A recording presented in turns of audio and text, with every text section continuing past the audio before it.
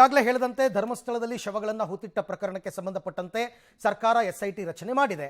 ಸರ್ಕಾರಕ್ಕೆ ಪತ್ರವನ್ನು ಬರೆದಿದ್ದು ರಾಜ್ಯ ಮಹಿಳಾ ಆಯೋಗ, ಒತ್ತಾಯಿಸಿದ್ದು ಕೂಡ ರಾಜ್ಯ ಮಹಿಳಾ ಆಯೋಗ. ಈಗ ಆಯೋಗದ ಅಧ್ಯಕ್ಷ ಆಗಿರ್ತಕ್ಕಂಥ ನಾಗಲಕ್ಷ್ಮಿ ಚೌಧರಿ ಅವರು ನಮ್ಮ ಜೊತೆ ಸಂಪರ್ಕದಲ್ಲಿದ್ದಾರೆ. ಮೇಡಮ್ ನಮಸ್ತೆ, ಅರವಿಂದ್ ಮಾತಾಡ್ತಾ ಇದ್ದೀನಿ. ಓಕೆ, ಸಂಪರ್ಕ ಸಾಧ್ಯ ಆಗಿಲ್ಲ, ಮತ್ತೆ ಅವ್ರನ್ನ ನಾನು ಲೈನಿಗೆ ತಗೊಳ್ತೀನಿ.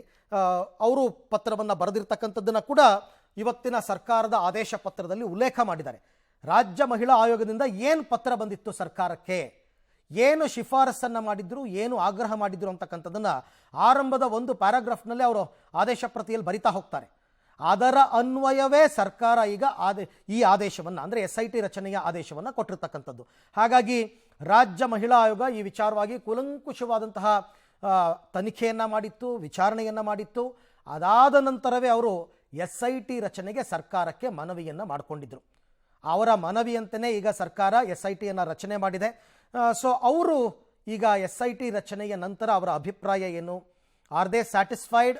ಯಾಕೆಂತಂದರೆ ಕೇವಲ ಈ ಶವಗಳನ್ನು ಹೂತಿಟ್ಟ ಪ್ರಕರಣ ಮಾತ್ರ ಇದರ ಅಡಿಯಲ್ಲಿ ಬರುತ್ತೆ ಅಂತ ಗೃಹ ಸಚಿವರು ಹೇಳಿದ್ದಾರೆ. ಆದೇಶ ಪ್ರತಿನಲ್ಲೂ ಇದೆ ಅದು. ಅಷ್ಟಕ್ಕವರು ಸ್ಯಾಟಿಸ್ಫೈ ಆಗ್ತಾರಾ ಇಲ್ವಾ, ಏನು ಎತ್ತ ಅಂತಕ್ಕಂಥದ್ದನ್ನು ಕೇಳಬೇಕು. ರಾಜ್ಯ ಮಹಿಳಾ ಆಯೋಗ ಈ ವಿಚಾರವಾಗಿ ಸರ್ಕಾರಕ್ಕೆ ಹೇಳಿತ್ತು.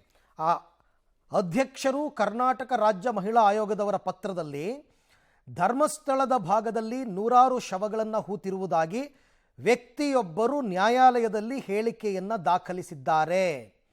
ಆಮೇಲೆ ಮನುಷ್ಯರೊಬ್ಬರ ತಲೆಬುರುಡೆ ದೊರಕಿದ ಬಗ್ಗೆ, ನಾಪತ್ತೆಯಾದ ವೈದ್ಯಕೀಯ ವಿದ್ಯಾರ್ಥಿನಿಯೊಬ್ಬರ ಕುಟುಂಬದವರ ಹೇಳಿಕೆ, ಇದೆಲ್ಲವನ್ನು ನಾವು ಗಮನಿಸಿದ್ದೇವೆ.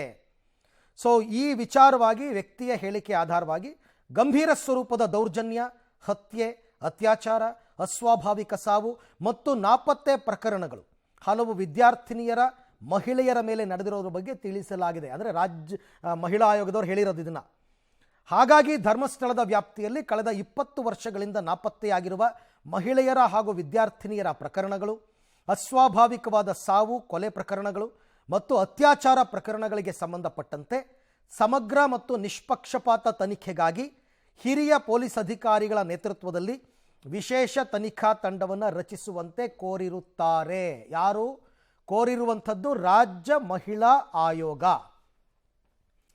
ಸೊ ಇವರ ಪತ್ರದ ಆಧಾರದ ಮೇಲೆಯೇ ಈಗ ಈ ಆದೇಶವನ್ನು ಹೊರಡಿಸಲಾಗಿರ್ತಕ್ಕಂಥದ್ದು. ಅದು ಸರ್ಕಾರ ಹೇಳುತ್ತೆ, ಇವರು ಪ್ರಸ್ತಾಪಿಸಿರುವ ಅಂಶಗಳು ಹಾಗೂ ದಕ್ಷಿಣ ಕನ್ನಡ ಜಿಲ್ಲೆ ಧರ್ಮಸ್ಥಳ ಪೊಲೀಸ್ ಠಾಣೆ ಅದು ಕೆಲವು ನಂಬರ್ಗಳನ್ನ, ಕೇಸ್ ನಂಬರ್ಗಳನ್ನ ಕೊಟ್ಟು ಇದಕ್ಕೆ ಸಂಬಂಧಪಟ್ಟಂತೆ ಸಮಗ್ರ ತನಿಖೆಯನ್ನು ಕೈಗೊಳ್ಳಲು ಒಂದು ವಿಶೇಷ ತನಿಖಾ ತಂಡ, ಸ್ಪೆಷಲ್ ಇನ್ವೆಸ್ಟಿಗೇಷನ್ ಟೀಮನ್ನು ರಚಿಸುವುದು ಸೂಕ್ತವೆಂದು ಸರ್ಕಾರ ತೀರ್ಮಾನಿಸಿ ಈ ಕೆಳಕಂಡ ಆದೇಶವನ್ನು ನೀಡಿದೆ ಅಂತ ಅವರು ಪತ್ರದಲ್ಲಿ, ಅಂದರೆ ಆದೇಶ ಪ್ರತಿಯಲ್ಲಿ ಬರೆದಿದ್ದಾರೆ.